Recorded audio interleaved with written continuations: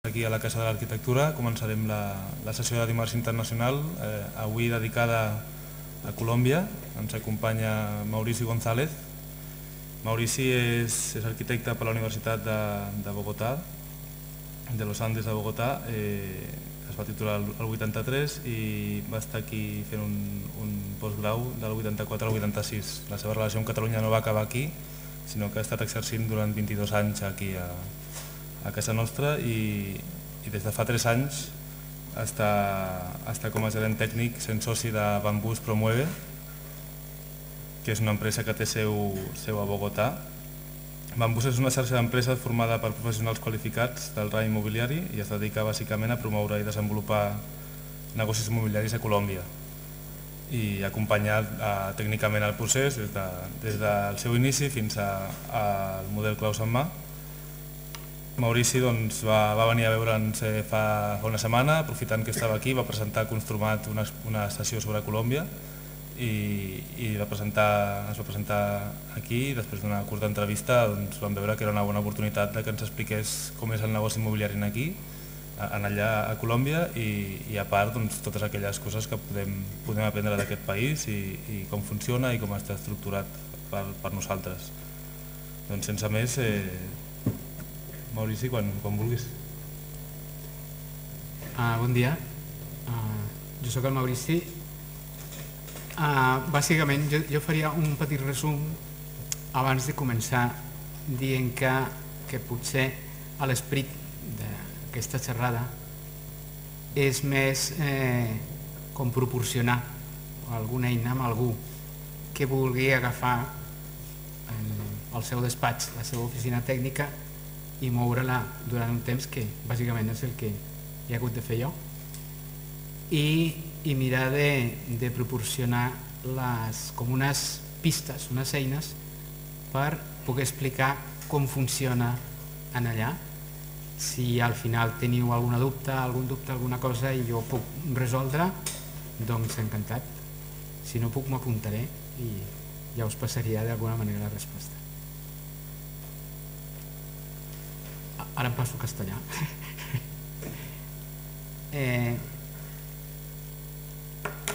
Básicamente diría yo, a ver, esto a lo mejor no es muy gráfico, pero en el fondo creo que lo que quiero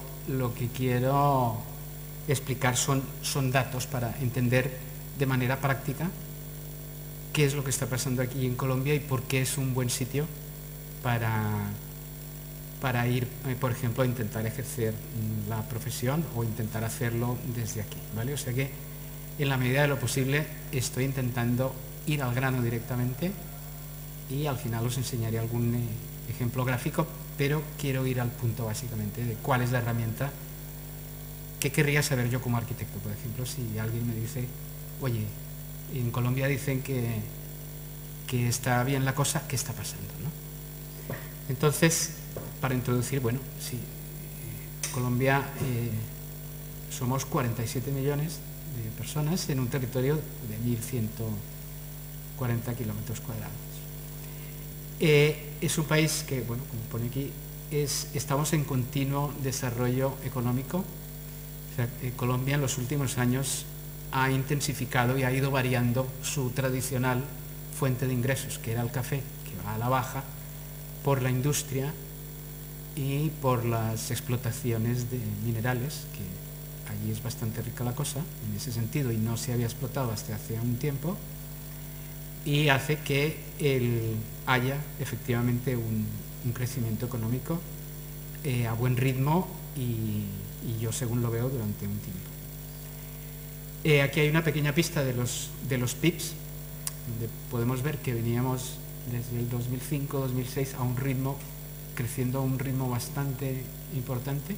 En el 2009, que fue el reflejo del gran crack de la crisis internacional, llegó al 0.8, pero fijaros que al 2010 ya subió al 4.3, al 2011 al 5.9, 2012 4.2 y lo que llevamos de año creo que estamos en el 5.1 más o menos. O sea que realmente se supo resistir el envite de la crisis.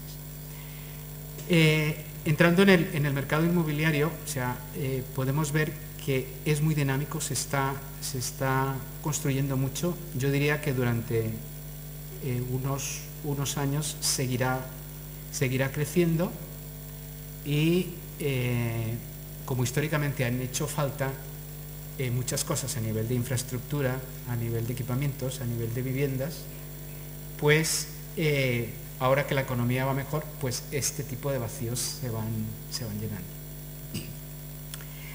Hay una cosa muy importante que acompaña esta posibilidad de crecimiento, es que hay un déficit de vivienda muy grande que pasa del 1.000.000 de viviendas actualmente en todo el país. Según los datos, hay unos datos de Presidencia de la República que así lo dicen, y el Ministerio de la Vivienda dice que puede haber 500.000 viviendas más que son existentes, pero que son muy precarias y que se requeriría entrar a mejorarlas, ¿vale? Las viviendas, el mayor déficit de estas viviendas es viviendas de protección oficial. Allí se llaman BIP y BIS, de interés social y de interés prioritario.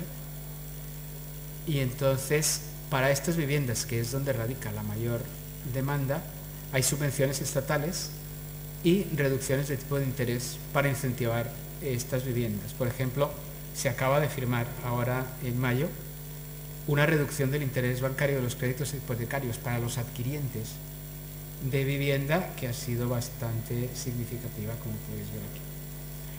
Y después, cuando se quiere emprender un negocio inmobiliario, una promoción, hay elementos de control muy interesantes que funcionan en el país, que vienen de cuando hace unos 15 años allí hubo un pequeño crack interno que no tuvo resonancia ni siquiera en Latinoamérica, en donde el promotor era un poco como aquí, que era el promotor, constructor, que él mismo hacía todo, que sacaba de un bolsillo, lo ponía para el otro, y allí hubo un crack de estos, y a partir de ahí se generaron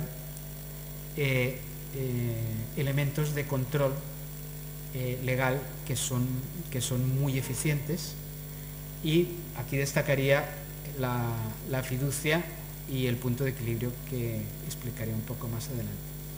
En el punto F, que hablaba, que no me lo dejen, de estratos bajos, la población allí está dividida por estratos socioeconómicos que van del 1, que es el más bajo, al 6, que es el más alto, ¿vale? Y entonces las promociones se orientan muy específicamente a ese tipo, a un rango determinado de la promoción, por acabados, por precios, por características, etc. En construcción tradicional hablamos de que toda la promoción inmobiliaria allí dura 24 meses aproximadamente, más o menos, ¿vale? No estamos hablando de nada industrial, sino la construcción tradicional. Allí quizás lo más industrial que hay son sistemas con techo, algo así de plafones de hormigón, pero realmente no hay mucha investigación más allá, con lo cual estos 24 meses hablo de lo tradicional, que se podría en un momento dado, a través de un diseño más eficiente y de una manera más eficaz también de plantear los proyectos y resolverlos tecnológicamente, recortar tiempos y ahorrar dinero. Estos son, quizás puede parecer obvio, pero quiero que quede muy claro cuáles son los agentes que participan normalmente en las promociones inmobiliarias. Allí es el lote, que es el solar, la parcela, más el propietario si participa en la promoción. O sea, hay propietarios que venden directamente, hay propietarios que venden en pago a plazos, con lo cual alguna participación en el negocio tienen, y hay propietarios que permutan directamente. Entonces sería uno. el lote y el propietario si participa. Los inversionistas, en nuestro caso, en Bambús, que es nuestra empresa, trabajamos con inversión local de Colombia y con inversión extranjera. Estamos adelantando temas ya desde hace un tiempo con España, algo con Italia y estamos comenzando con inversionistas de Nueva York, ¿vale? O sea que entendemos el tema de la inversión también como más global, dijéramos, ¿no? La fiduciaria, este es un tema muy importante que forma parte del negocio inmobiliario. Una fiduciaria es una entidad que en el fondo la defino yo, es como un trust inglés, es como un notario bancario, para entendernos. Está muy controlado oficialmente, esto está más controlado que un banco, por ejemplo, allí. Y entonces es de máxima confianza, en la mayoría de los casos es obligatoria y allí en la fiduciaria se depositan tanto los recursos como el lote, el solar, tanto como los recursos de los adquirientes de los pisos, de las viviendas, y es la fiduciaria por mandato de los inversionistas que reparte esos recursos. O sea, por ejemplo, una inversión que vaya de un punto nunca la va a tocar ningún particular, ¿vale? Y marca el punto de equilibrio de un proyecto inmobiliario, que luego lo explicaremos, y están muy controladas. Después está el proyecto técnico, que en esta parte son los estudios técnicos necesarios para salir a ventas sobre planos, allí todo se vende sobre planos, que es casi equivalente a un proyecto básico, quizás un poco menos desarrollado, pero ya el proyecto definido. Después está el banco, si se requiere para crédito de constructor o crédito puente para comprar el lote, te financian hasta el 50% del lote y entre un 60 y un 80% del total del crédito del PEM, según el tipo de vivienda. Es importante anotar que estos créditos se otorgan en Colombia únicamente a empresas constructoras que demuestren que son técnicamente hábiles y que puedan avalar porque el crédito, entonces se requiere este aval. Hay una figura que después quizás se puede comentar, que es qué pasa cuando una promotora constructora viene de fuera, ¿no? Que es diferente para entrar allí, ¿no? Después está la constructora, que hay dos maneras de entender la constructora, una como promotora, que es lo que explicaba allí, las grandes promotoras constructoras, pero después hay otras de mediano tamaño y pequeñas que pues son más mixtas, etcétera. O también hay un sistema de contratación de la construcción, que allí se llama por administración delegada, en la cual los constructores solo hacen de consultor. Ellos cobran aproximadamente el 10% del PEM y solamente son unos administradores que trabajan por servicio a través de honorarios, ¿vale? Y es importante que haya una empresa comercializadora de ventas profesional, que son los que sitúan el producto a vender en el conducto adecuado. Esto es muy recomendable porque allí el mercado es muy competido y hay que ponerlo a la venta en el sitio oportuno para que se venda muy bien, ¿vale? Nosotros en Bambús tenemos pensado un protocolo que en el fondo es ordenar un poco todas las variables del proceso inmobiliario. Intentamos que sea lo más completo posible y creo que es una buena manera para entender cómo es el proceso inmobiliario allí. Entonces, parte de nuestra tarea es seleccionar el lote, que normalmente viene a través de como APIs, que ellos ya filtran la primera información, se hace un estudio de mercado del sector para ubicar los precios de venta, características de la vivienda o las oficinas, etcétera. Se estructura el negocio de manera financiera, se ubica en su contexto inmobiliario y si hay algún encargo se hace la gerencia del proyecto que comienza en el minuto cero, es decir, que se está estructurando financieramente el proyecto. Se negocia la compra del lote. Este punto lo pongo porque es importante, que lo que explicaba al principio, que los propietarios muchas veces participan, muchas veces fraccionan, y todo esto hace que la curva de los dineros de riesgo para emprender una promoción suben o bajen. Entonces es un punto importante. Se crea, los socios crean un patrimonio autónomo, que este es como la bolsa en donde van los dineros de la inversión, donde va el lote, lo que explicaba. Esto va a la fiducia y va según un acuerdo de voluntades, que es como una hoja de ruta de cómo se va a llevar el proyecto. Este patrimonio autónomo es autónomo, como explica, es inembargable, o sea, es perfectamente sólido y muy controlado, o sea que nadie puede tocar, no se puede embargar, no se puede usar para estos recursos de esta inversión ponerlos en otra, nada. Cada negocio es una bolsa por separado. Cuando parte o la totalidad de los recursos vienen del exterior, hay que monetizarlos, hacer todo un protocolo de monetización para colocarlos en ese patrimonio autónomo a través de bancos, etc. Después se transfiere todo al patrimonio autónomo. A partir de aquí comienza a redactarse el proyecto técnico para llevarlo a nivel de ventas y colocarlo en un punto muy cercano al punto de solicitud de licencia de obras allí. Cuando está en ese punto de salida a ventas, el banco, si va a otorgar ese crédito, ya se lo comienza a estudiar para ver la viabilidad económica. O sea, uno no puede ir al banco y decirle, oiga, voy a hacer este proyecto, deme el crédito y tal, y en un momento tenemos que estudiar. Ellos tienen sus baremos de tablas de ventas por sector, de productos por sector, y en realidad hay que definir correctamente el producto, porque si no ellos mismos ya te descartan. Y también la fiduciaria tiene también muy claro cuál es el producto y si un proyecto es viable o no.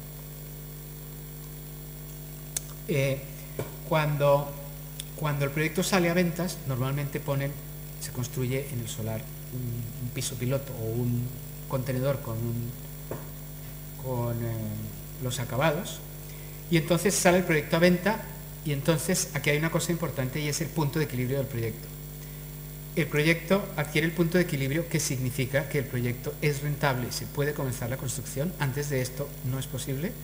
Alcanzado este punto de equilibrio significa éxito comercial, se puede construir, y entonces significa que hay que tener tres consideraciones. Primero, que el nivel de preventas haya alcanzado el 70%, después que legalmente los abogados hayan estudiado correctamente los títulos y las cargas que pueda tener este lote solar, y después que el proyecto técnico sea apto técnicamente, con lo cual que esté contrastado en principio con las curadurías, que son los entes que otorgan las licencias de obra, que son unos entes autónomos privados autorizados por los municipios grandes, que son los que otorgan estas licencias. Todo debe estar consensuado, ¿vale? A partir de aquí, del punto de equilibrio, ya se generan los desembolsos, ya se liberan las cuotas de los adquirientes y comienza la obra. Normalmente, y es tan exitoso esto, bueno, hay que pasar todos estos controles, pero es tan exitoso que el 30% restante normalmente no se vende inmediatamente, sino al cabo de unos 3-4 meses de comenzada la obra, y el precio por metro cuadrado tiene un ligero incremento. Después, bueno, sigue el crédito, se inician las obras y llegamos a la final de obras. Después se subrogan las hipotecas, que a partir de ahí ya se pueden pasar el edificio ya es apto, o sea, ya es utilizable, dijéramos, tanto sea como vivienda, oficinas, centro comercial, etc. Entonces, la fiduciaria se encarga de las gestiones finales, pagos de impuestos, y se reparten capitales y beneficios a inversionistas. Se liquida el patrimonio autónomo, se hace el proceso de posventas, y ya aquí termina el proceso inmobiliario y el negocio inmobiliario. Ahora bien, si uno se mira esto desde el punto de vista de la internalización de la arquitectura, de cómo despachos extranjeros pueden acceder al mercado colombiano, nosotros decimos lo siguiente. En Colombia básicamente el ejercicio está claramente definido, como en todas partes, en sector público y sector privado. En el sector público hay poca cantidad de encargos, son por concurso, no siempre son internacionales, hay pocos, con lo cual yo creo que no es el mecanismo más indicado. Y la iniciativa del sector privado realmente es el motor, la base dinámica y verídica de poder, que es lo que mueve el mercado inmobiliario, luego es el canal adecuado. Yo diría que para pensar en obtener directamente encargos, concursos son escasos, algunos son internacionales, no muchos, yo no apostaría mucho por estos. Currículum, porque hemos intentado en algún momento que nos han pedido acompañar a algún despacho de aquí para introducirlo allí a través de obra hecha, y no digo que no sea bueno, sino que requiere tiempo en conocerse y en tal, y en hacer el ligue con una oficina de allí, con lo cual la opción que nosotros consideramos como la verdaderamente eficiente es la inversión para generar la inversión del capital de riesgo para llegar a acceder al mercado laboral. A ver, cuando nosotros hace 2 años y medio comenzamos a venir aquí, comenzamos a ir a Italia, y los arquitectos nos decían, oigan, yo es que no tengo inversión, yo no puedo entrar. Y entonces nosotros decíamos, oiga, ¿usted alguna vez ha tenido algún promotor? ¿Alguien que haya confiado en usted profesionalmente? ¿Alguien que haya tal y que no se haya quebrado, por ejemplo? Sí, fue la respuesta. Y entonces el capital no es el de todo el proyecto, el capital es mixto, el capital es el capital de riesgo, y entonces, desde entonces hemos venido trabajando con algunos inversionistas a través de arquitectos de aquí que están dando pie ya a la generación de proyectos allí. ¿Vale? Este realmente es el punto clave que nosotros pensamos que es el importante para detonar la entrada de un despacho, de una oficina en el mercado colombiano. Por la experiencia que tenemos, básicamente los honorarios del encargo, que si bien allí se llama diferente las partes, yo diría que algo así como el proyecto básico, quizás un poco más de desarrollo, sería el 50%, que sería lo que haría la oficina técnica de aquí, y allí el otro más o menos 50%, y el equivalente a la dirección de obras, porque es un poco distinto. Allí la dirección de obras tiene menos responsabilidad, y también el porcentaje del total de los honorarios es más bajo, y allí se trataría de conseguir, que nosotros ya haríamos y estamos haciendo esta gestión, buscar allí despachos lo más eficientes y renombrados posibles, que estuviesen y que están, de hecho estamos adelantando algún caso ya, que se hacen cargo básicamente del ejecutivo de la dirección de obras y la licencia de obras, para ponerlo a pie con la normativa de allí. ¿Vale? Ahora os voy a enseñar muy rápido una pincelada de algo de negocios inmobiliarios que hemos gestionado en estos últimos 3 años y que estamos gestionando ahora mismo. Este es uno que es un edificio de viviendas. Allá todos los edificios tienen nombre.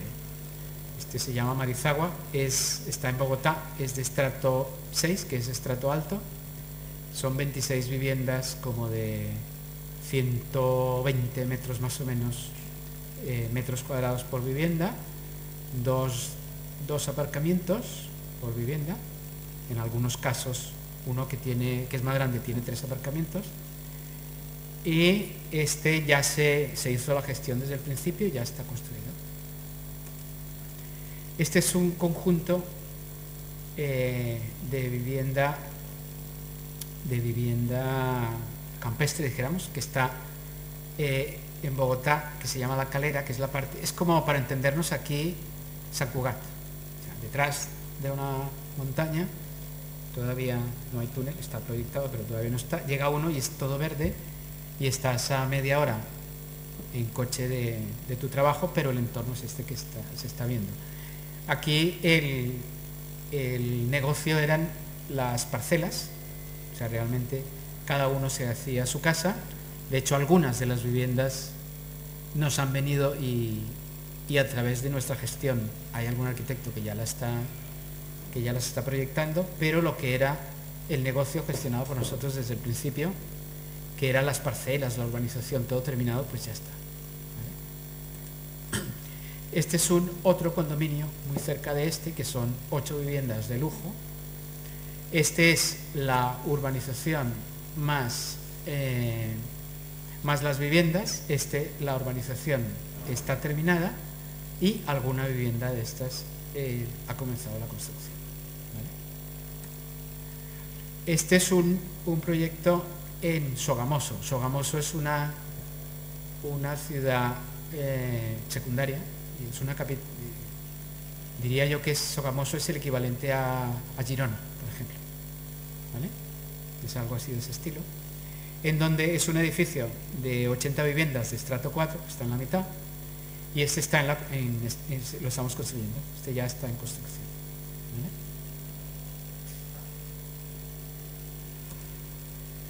Esto era un encargo de una petrolera que tenía compromisos de hacer centros cívicos, 6, pero comenzaron con una primera etapa de 3 centros cívicos. Esto es de uso público pero de gestión y capital privado, y entonces nosotros les hicimos el negocio, les gestionamos el diseño y la construcción. De estos hay 2 terminados de la primera serie, uno en construcción, y cuando se termine vendrá la otra. Estos son ya pueblos pequeños. Este la alargaré un poco más porque quizás ayuda a ilustrar un poco parte de lo que allí se mueve mucho, que es la vivienda de estrato 3, que está en la mitad, que es la que más demanda tiene. Para entendernos, si uno va en cualquier ciudad el domingo, que allí está abierto todo el domingo, a ver el piso piloto en la sala de ventas de algo estrato 3, resulta que para ver el piso piloto tienes que esperarte 20 minutos, media hora de la fila de gente que hay esperando verlo. Entonces, esto a cualquier hora del día, del fin de semana, cuando la gente está allí. Estas viviendas son tasadas, el gobierno de Colombia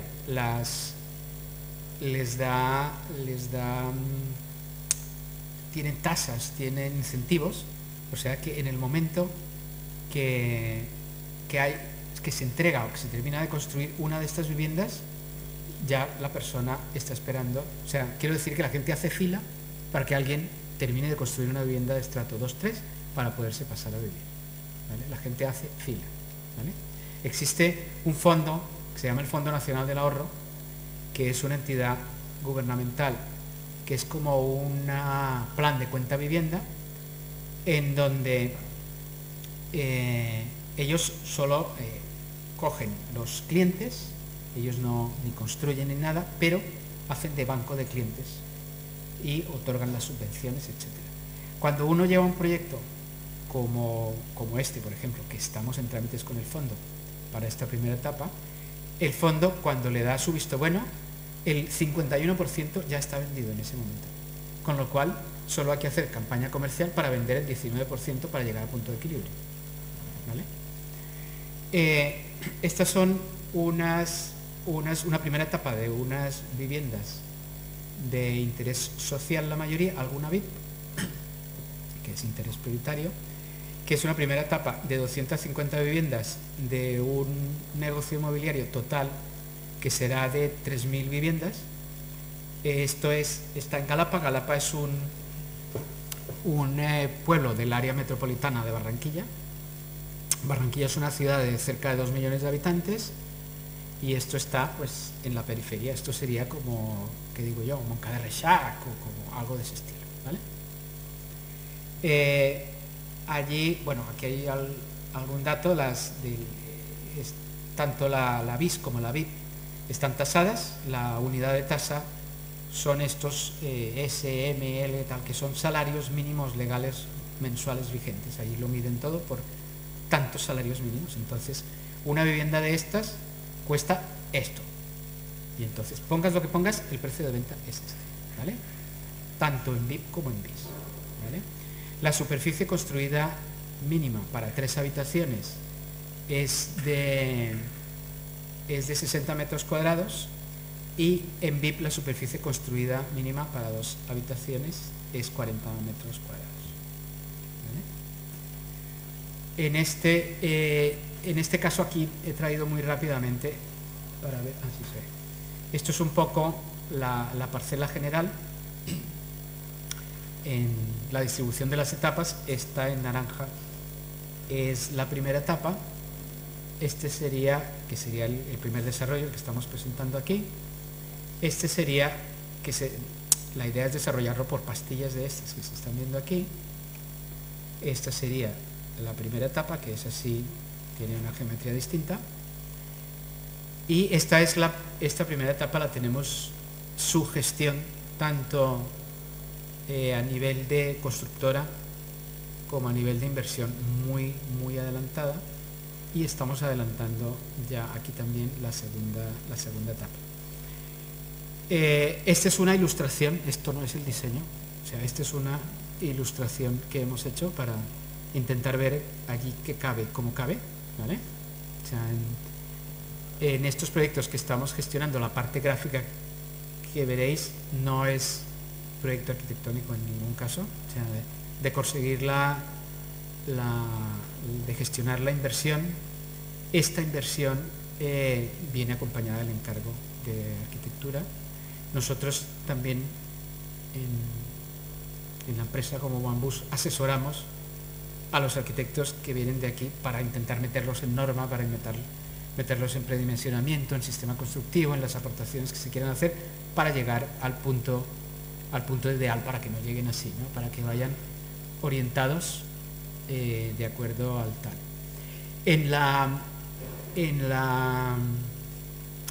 Cuando se hace la estructuración del proyecto de manera financiera, también hay un margen previsto para el arquitecto que consigue los recursos.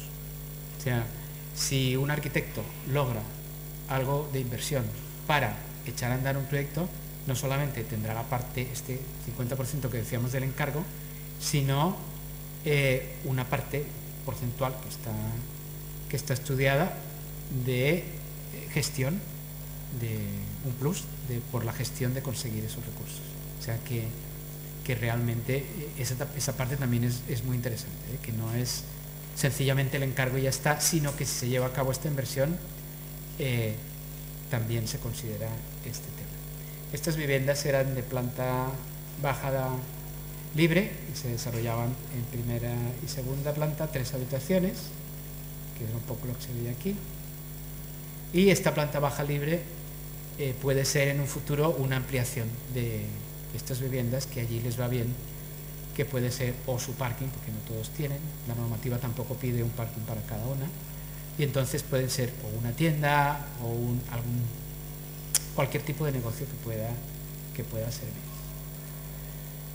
Básicamente esta es toda la presentación. Yo quería aprovechar la estadía aquí que tuvimos para presentar a Colombia y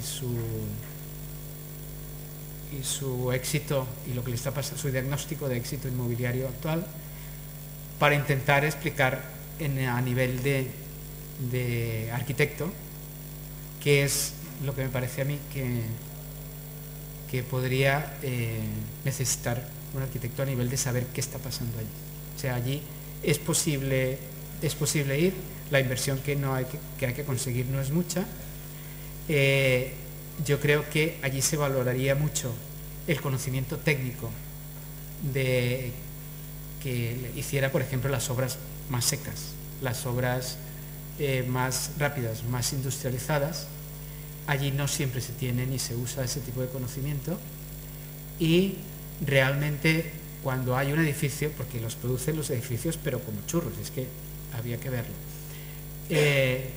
cuando alguien se preocupa del diseño a igualdad de precio, el bonito, para entendernos, vende pero con más del doble de la velocidad que el otro, y esa es una parte importante también, porque aquí normalmente y aquí permitidme que me incluya, por los años que llevaba aquí ejerciendo, nos interesa la calidad y la cualidad, y yo creo que allí ese es un aspecto muy importante, porque cuando alguien pasa y ve un edificio interesante, de seguida foto, quién es, te buscan de alguna revista, te buscan del equivalente del colegio de arquitectos de allí, que funciona distinto, pero te buscan, te publican, o sea que es un elemento añadido que yo creo que hay que considerar. Pues, esto es todo, muchas gracias. Si alguien quiere comentar alguna cosa, pues por favor.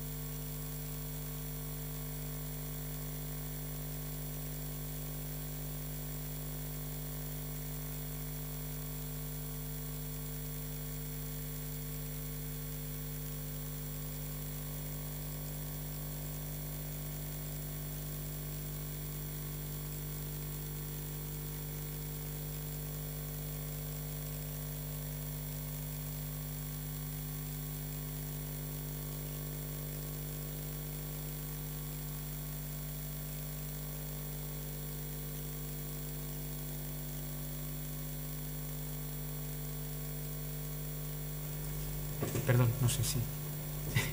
Bueno, en Bogotá ahora mismo se está vendiendo todo, con lo cual yo creo que la cabida va en función, desde una pequeña cosa hasta una cosa más grande, es perfectamente posible. Tenemos inversionistas de aquí, a través y no de arquitecto, que nos piden, por ejemplo, hay uno que nos ha dicho, búscame un negocio inmobiliario con un solar adecuado para 200 viviendas. Hay otro que dice, ¿qué tienes? Y nosotros decimos, pues hay unos solares que son que vienen de tirar una unifamiliar en una zona muy costosa de la ciudad y que tal y que cual, que caben unos 1.500 a 2.000 metros cuadrados, que allí caben pues 15 o 20 pisos, y dice, bueno, me interesa, ¿sabes? Pero en realidad, y para volver a tu pregunta, lo que quiero decirte es que si en realidad interesa el tema, hay que mirárselo. Nosotros estamos para ayudar si conviene, pero lo que hay que mirar es que el final, que es el rendimiento, y el rendimiento es bueno en estos momentos, con lo cual un negocio inmobiliario a cualquier nivel es rentable, con lo cual yo creo que depende más de lo que quiera arriesgar el inversionista, pero desde una unifamiliar hasta una promoción grande, es perfectamente válido. Es muy dinámico el mercado de la vivienda, es muy dinámico en las capitales, empezando por Bogotá. Bogotá lleva el 60% más o menos del negocio inmobiliario del país, es rentable oficinas, es rentable centros comerciales, y los equipamientos realmente, los de gestión pública van con cuentagotas, que son enormes, eso sí, y hay unos de gestión privada que acompañan los grandes desarrollos de vivienda, que una vez terminado la parte de construcción de vivienda, a posteriori vienen la gestión de la escuela, la gestión del pequeño supermercado, la gestión del centro de salud, que esas a veces son de gestión privada.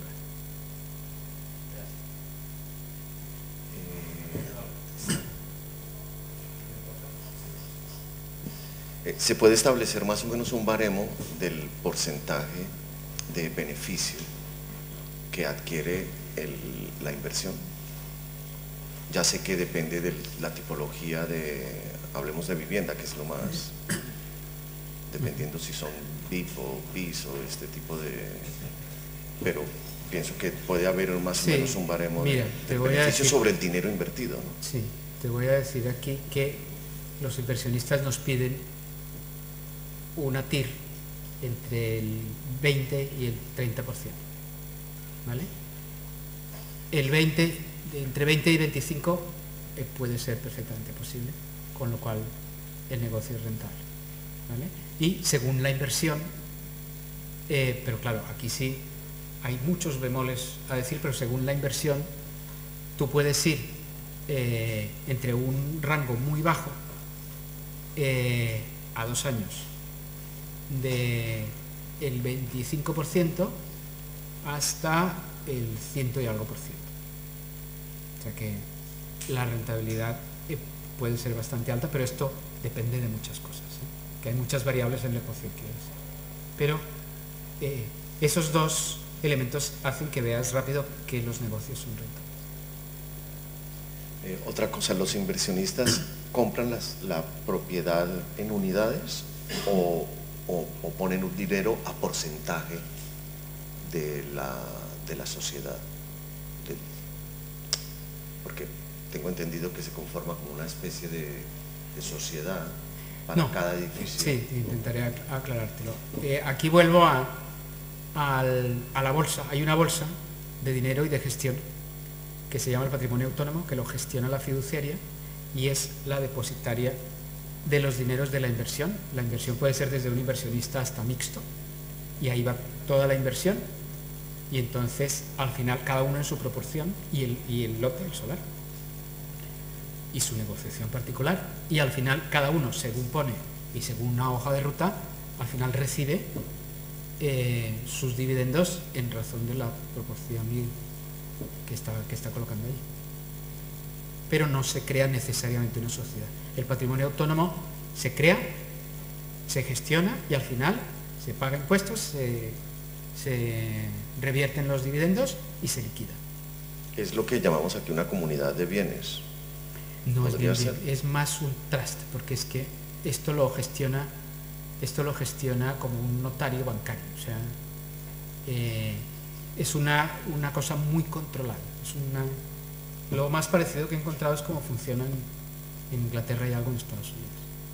O sea, es ir a una entidad, que es como ir a un banco, como un notario, alguien que te da fe y está muy controlado, y este está autorizado para poner todo en esa bolsa, y eso es inalienable, inembargable, y está en funcionamiento desde el inicio hasta la liquidación final, y ahí, adiós muy buenas,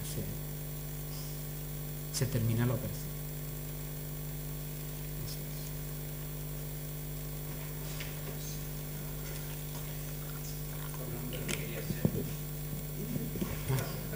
No, quería saber si como has dado los valores del PIB, nos podías dar una orientación de la inflación anual, que normalmente, como siempre que hay movimiento económico, ¿no? Este es un valor que puede incidir. Sí, no la recuerdo, básicamente no la recuerdo.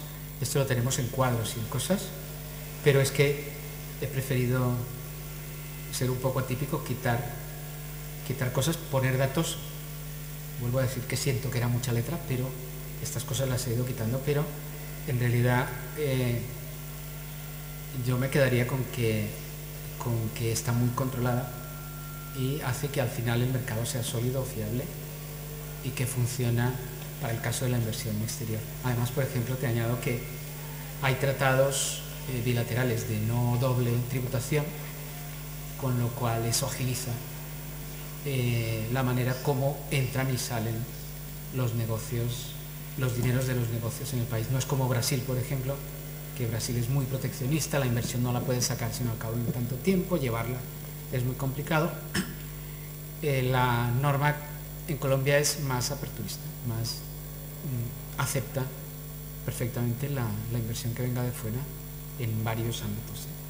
Por ejemplo, también otra cosa a añadir, que quizás enriquece un poco, es que para determinados usos incluso hay incentivos, o sea, para uso turístico, por ejemplo, en toda la zona de la costa norte, Cartagena de Indias, Santa Marta, Barranquilla, toda inversión turística durante, creo, 20 años hay una deducción de impuestos del 30%. O sea que eso, de cara a alguien que quiera invertir o llevar algo de inversión para un negocio de hotel, por ejemplo, es muy ventajoso.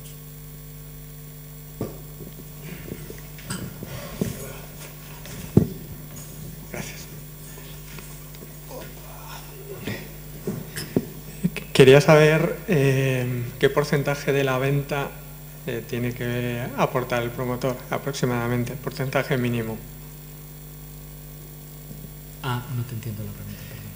Del precio de venta de la vivienda o la oficina, ¿qué porcentaje tendría que llegar el promotor para llegar a que se le otorgue un crédito y para que sea viable la promoción? Mira, realmente es alcanzar el punto de equilibrio. O sea, el punto de equilibrio se alcanza, como te explicaba, con un nivel de preventas del 70% de la vivienda. Y para llegar a ese punto tienes que tener creado el patrimonio, la inversión de riesgo inicial necesaria y que el lote y que el proyecto cumpla, básicamente. Eso es el primer paso para que tú puedas acceder. Ahora bien, es que no sé si estoy respondiendo a tu duda, ¿eh? Sí, sí. Por otra parte, por ejemplo, cuando hablaba yo que el crédito constructor se le da únicamente a constructor, ¿vale?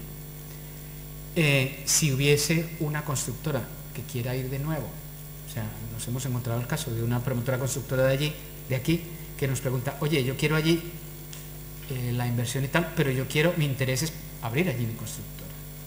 Entonces, para la primera inversión, claro, si esta constructora para la primera inversión requiere el dinero del crédito de constructor, tiene que ir necesariamente a asociarse con un constructor local que sí que tenga el aval de ese crédito, o allí en el banco, en la primera operación, sustentarle al banco, que nosotros tenemos tratos allí con dos bancos, uno Bancolombia y otro el BBVA, que quizás es más cercano aquí, y entonces el BBVA nos ha dicho, siempre y cuando el promotor pueda, para la primera promoción, como no le conocemos, responder por ese dinero de manera fiable, lo aceptamos. Nos daban dos opciones, una, un back to back, que es durísimo. Back to back, no sé si sabéis lo que es, significa te presto 100 pero me inmoviliza 100 y encima te cobro intereses, ¿vale? O si no, el banco en otras conversaciones decía que a lo mejor con una carta de crédito, el equivalente a algo así, si aquí tienen buen historial y tal, la promotora podrían entrar a negociar, ¿vale? A ver qué... Sí, si el promotor es un constructor de allí, entonces el promotor de aquí, ¿qué tiene que aportar? ¿El dinero para comprar el lote? El dinero de riesgo del análisis financiero que solemos hacer.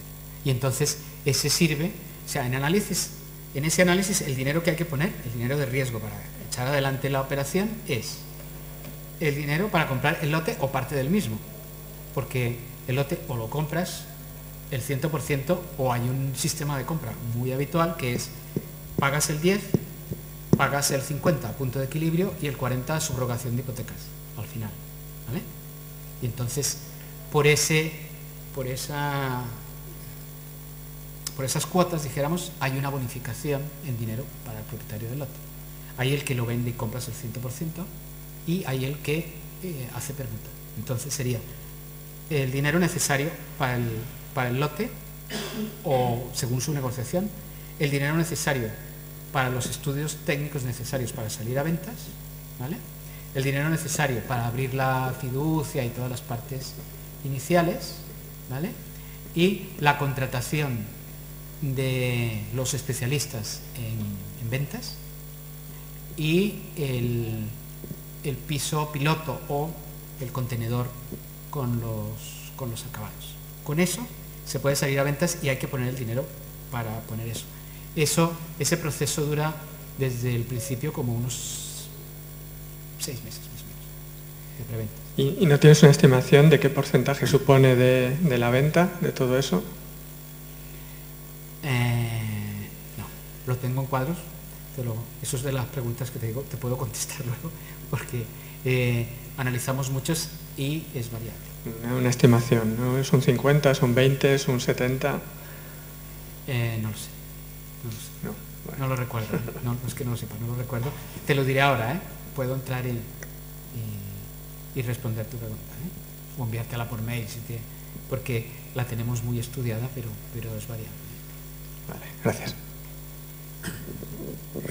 Estamos hablando de inversores, perfecto. Ese dato también nos interesará, si lo puedes luego dar o pasárnoslo por mail, ver cuál es esa inversión mínima. Evidentemente, con la compra del lote o no compra cambia completamente, pero independientemente a la compra del lote, sí interesa mucho para saber, para poderle decir a un inversionista, oye, tú tienes que aportar ese porcentaje, ¿no? Claro. Y luego el inversionista calibra en función de ese porcentaje el tamaño o el tipo de promoción. Hay otro tema que yo creo que los que estamos aquí, que somos arquitectos, nos interesa, es decir, ¿qué cobra un arquitecto? ¿Y cuándo lo cobra? Sí. La segunda pregunta es, ¿qué cobra, cuándo lo cobra? Y tú decías, ¿es posible? Sí es posible repatriar el dinero, entre dinero que se cobra ahí, que se repatria aquí. Hay que crear una sociedad allí, no hay que crearla. ¿Qué porcentaje o qué paga de impuestos una sociedad allí? Sí. Hay tratado de no doble imposición, eso sí. Sí, lo hay. Quizás son muchas preguntas a la vez, pero... Sí, espera, a ver si me acuerdo. Vamos por... Vamos por parte. ¿Qué cobra un arquitecto? Sí, mira, lo que cobra allí un arquitecto, básicamente así, grosso modo, es más o menos como el 7%, más o menos. Esto, la respuesta exacta está en, si se busca en Google por internet, decreto 2090. En el decreto 2090 en Colombia, por ejemplo, si le pones, ahí te sale exactamente todas las, es como el cuadernillo que nos daban aquí antes, que ahí estaba todo y la manera de calcular todo. Allí está todas las atribuciones del arquitecto allí y sus honorarios. Decreto 2090. Que no sé. Es decir, ¿cuándo? ¿Y cuándo lo cobra? ¿Cobra por hacer ese proyecto técnico inicial, por hacer luego el proyecto? Sí, básicamente, no? Básicamente el encargo completo, para decir, sería como anteproyecto, proyecto y coordinación de obras, que es distinto a dirección de obras.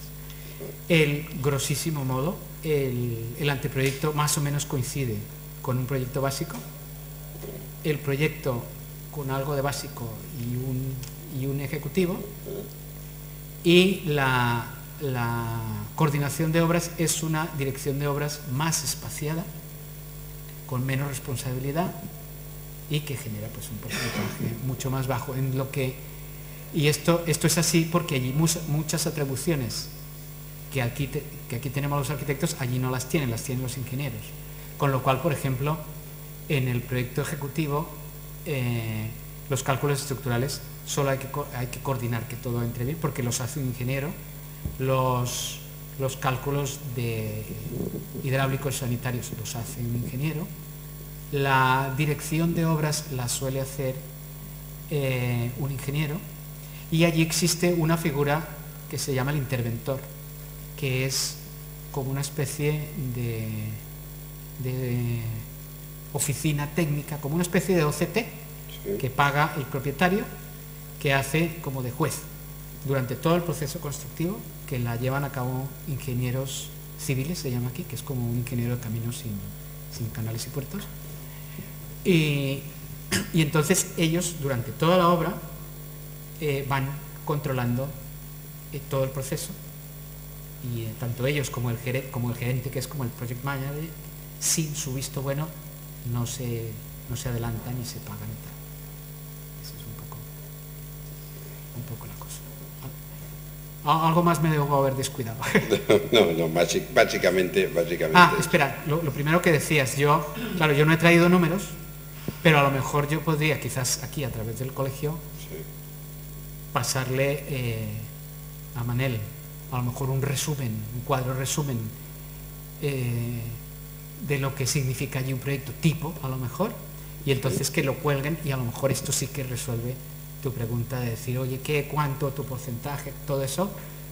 Porque eso lo tenemos muy estudiado, pero claro, no pensaba pero lo hubiera traído, sino, pero hablaré con el colegio a ver si lo cuelgan, porque un resumen de eso podemos colgar y a través de nuestro email o lo que sea, resolver cualquier duda. Sí, nosotros en los procesos que hemos iniciado con arquitectos de aquí, claro, las preguntas son ¿dónde está Colombia? ¿No? De ahí para allá. Entonces, cualquier cosa, nosotros encantados de poder ayudar. Hay un hueco de mercado.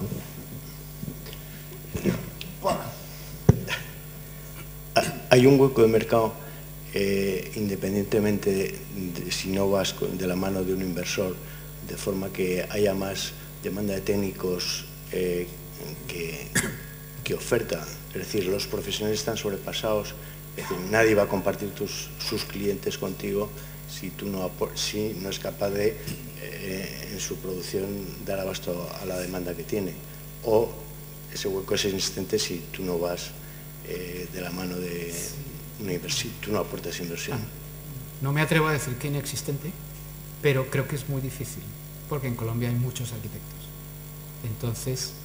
Entonces creo que el hecho diferencial, y ahí hay muchos arquitectos que no son las grandes constructoras, que hacen lo mismo que estoy proponiendo aquí con inversión local.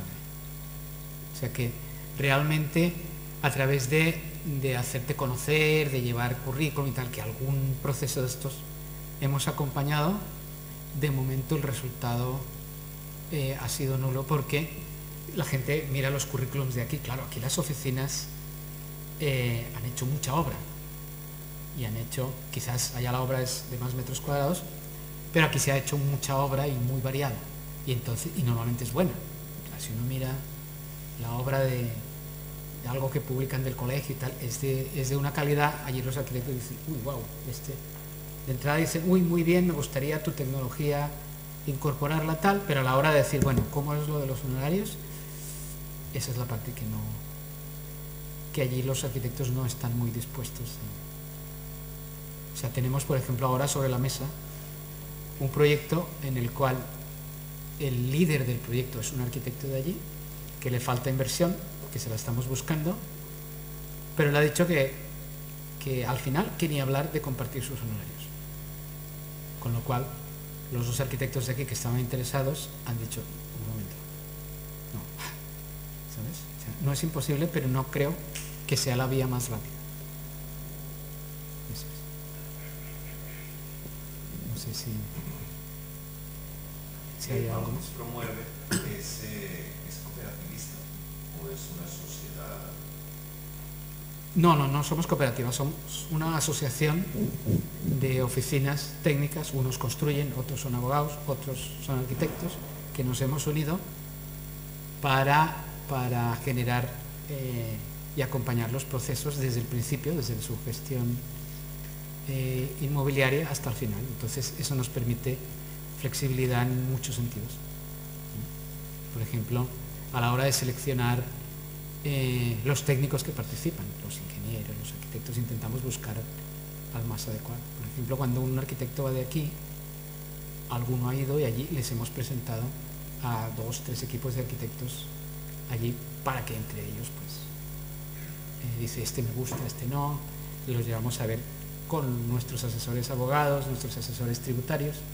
Es un poco tener a mano los profesionales adecuados en el momento justo que dé la respuesta más eficiente posible. ¿Qué tiempo el desarrollo de un proyecto en la fase previa y la obra en sí? ¿Qué tiempo viene necesitando? Sí, yo te diría que desde el principio y preventas son como 6 meses. Te diría que el equivalente al básico se desarrolla en 2 o 3 meses y el ejecutivo también como 2 meses y medio, mejor casi 3, que se cabalga con la obtención de la licencia de obras. O sea, más o menos estamos hablando del desarrollo del proyecto de la fase de aquí de unos 3 meses. Antes estabas comentando de que el desarrollo de la obra, la construcción en sí, el sistema que tienen adoptado es bastante lento, o sea que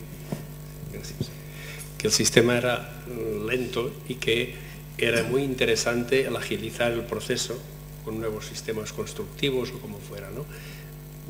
La construcción tradicional de siempre allí, un periodo, 100 viviendas que pueden tardar allí en realizarse, por ejemplo. A ver, yo diría que quizás el énfasis no es en lento, sino que es tecnológicamente atrasado, ¿no? Pero yo te diría que 100 viviendas se construyen a la misma velocidad que aquí, en estos momentos. Pero ¿qué pasa? Este es un matiz importante, es que allí, por las condiciones climáticas, la construcción es mucho más sencilla. Allí se construye a una piel, no a 2 pieles. Con lo cual, como es un proceso mucho más sencillo, si se usa un sistema industrial, podemos estar acotando esos tiempos realmente bien. Porque claro, yo en alguna conferencia he traído a colación el tema este que tenemos muy asumido, claro que seguimos haciendo paredes de tocho desde Babilonia. Llega un señor que pone una pieza una encima de otra, después llega otro y la rompe. Y entonces tú has pagado por eso, pagas por limpiarla, pagues porque se lleven esos escombros, después llega otro, le pasa unas instalaciones, después llega otro, la enguixa, después llega otro, la pinta, pudiendo pensar bien la cosa y que llegues, haces una estructura, una carcasa, pasas unas instalaciones y después llegas y... Entonces, ese tipo de cosas allí no se usan, allí se usa básicamente el context, que básicamente la estructura es muy ágil, pero después lo otro es muy tradicional. O sea, sí que creo que tiene cabida la tecnología, un aporte tecnológico y cualitativo allí como herramienta de decir, sí, a igualdad de precio, este es mucho mejor, se vende más, con sus tiempos.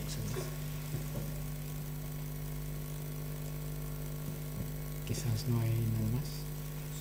La vivienda social, sí. Has posat un preu de venda, encara no ho recordo. Sí, però anem a buscar-lo.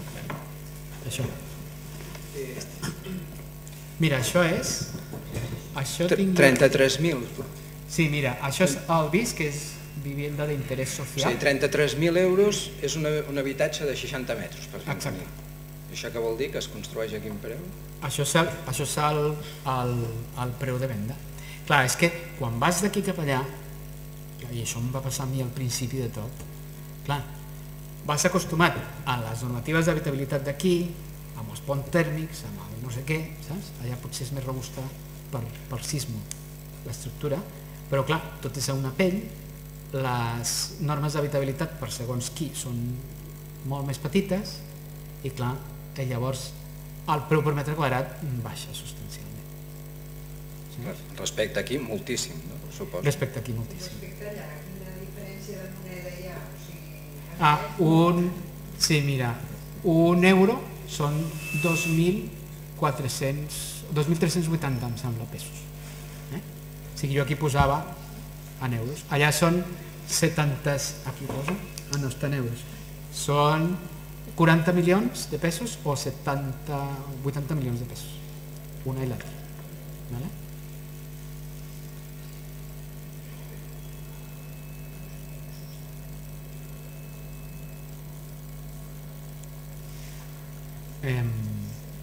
¿Alguna cosa más? Redundando un poco esto. De ese precio de esos 33.000, esos 17.000, cuando es VIP, ¿qué parte es la construcción y qué parte es todo lo demás? Podemos llegar a saberlo, es decir, es que el coste de construcción son 8.000 o son 10.000 o son 12.000 y todo lo demás son 5.000 o 3.000 o 2.000. Sí. Sabemos un poco. Esto depende, pero te voy a dar una clave importante. Una empresa que es muy reputada en Bogotá, que lleva todos estos temas inmobiliarios, dice que el precio de PEM multiplicado por 2.5 debe ser aproximadamente el precio de construcción, de venta. ¿Vale? Sí, es algo así. Si es menos, mejor no. ¿Vale? Y los precios de allá se llama costo directo de construcción, que es equivalente a lo que involucra al PEM. Va como entre los, diría yo, como 400.000 y el millón de pesos más o menos. Pero eso depende, ahí sí ya depende de cada caso, ¿no? El metro cuadrado. De precio por metro cuadrado de construcción, coste directo. Sí. Y hay unas publicaciones que eso está muy claro. Además el precio de venta por metro cuadrado viene descrito por estrato de vivienda. ¿Vale? Porque según, por ejemplo, los estratos más bajos tienden a tener paneles de hormigón, tal, los más altos tienen estructura convencional de hormigón, las pieles de la fachada son más costosas, los acabados más tal, y esto hace al final que allí el mercado, estas publicaciones ya discriminan el precio por metro cuadrado, y eso es muy fácil de acceder por internet a estas publicaciones, y es muy explícito además. Y lo discriminan por ciudades, porque el precio Bogotá no es el mismo Cali, Barranquilla, Medellín. Si esto es muy estratificado, está muy marcado. Está muy marcado para todo, incluso para pagar la electricidad. Todo, claro. La ciudad está, hay un mapa de manchas en la cual la ciudad está definidos sus perímetros y a veces tú vas y no ves el límite físico.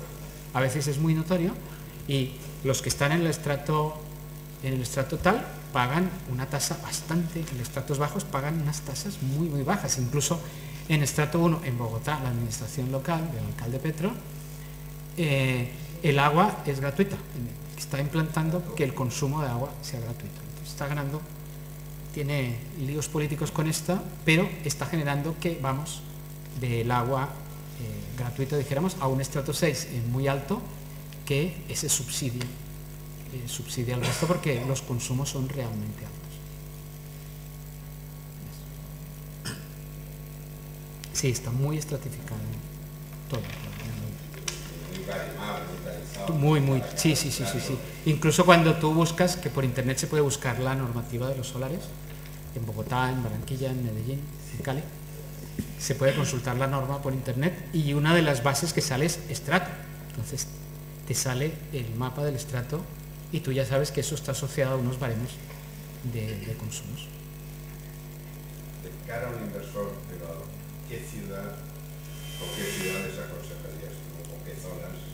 Sí, yo diría que la primera de todas, Bogotá y su área metropolitana, y después enseguida las ciudades de entre 1,5 millones y 2 millones, que son las capitales, que son Medellín, Cali, Barranquilla, y hay un caso puntual que es Cartagena de Indias, que los precios son muy altos, salvo la vivienda social. Allí los precios del suelo son muy altos porque la explotación turística de niveles muy costosos, es muy particular.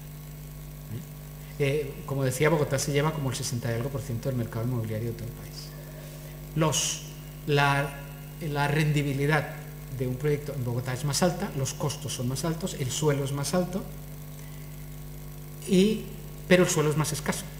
En las otras ciudades la rendibilidad es más baja, los costos del suelo son más bajos, el rendimiento es menos porque los precios por metro cuadrado de construcción son muy parecidos, ligeramente inferiores, pero muy ligeramente, y entonces el margen es menos, pero hay más solar y los mercados son muy dinámicos. En Bogotá debes buscar para encontrar suelo adecuado, en las otras ciudades es muy fácil. O sea que yo recomendaría Bogotá y área metropolitana, y estas otras ciudades y área metropolitana.